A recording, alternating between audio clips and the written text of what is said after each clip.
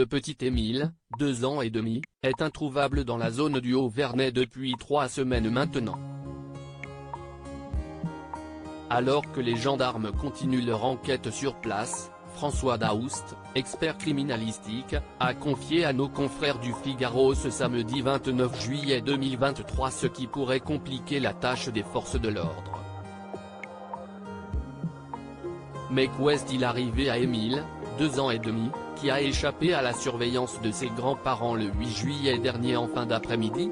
L'enfant, issu d'une grande famille qui était réunie au Vernay dans les Alpes de Haute-Provence ce jour-là, est décrit comme particulier et débrouillard par ses proches.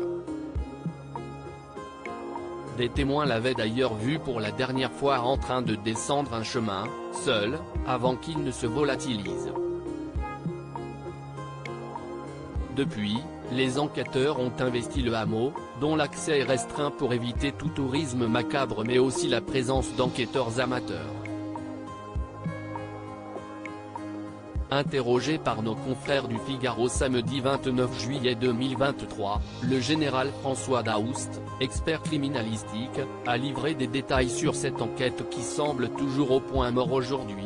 Les pistes sont nombreuses, si est-il vrai. Les enquêteurs ont déjà interrogé un certain nombre de personnes, parfois plusieurs fois, et ils ont des éléments qui leur sont recoupés ou au contraire qui divergent. Il s'agit donc de vérifier si ce sont des témoignages faux ou de faux témoignages. Si est-il de cette façon, en plus de l'analyse des traces relevées sur place, que le champ des possibles va peu à peu se réduire. Hélas, il y a toujours des affaires qu'on sait criminelles mais sans qu'aucune piste n'émerge. Des vérifications bien sûr nécessaires, certains témoins pensant pouvoir aider les forces de l'ordre grâce à des souvenirs erronés.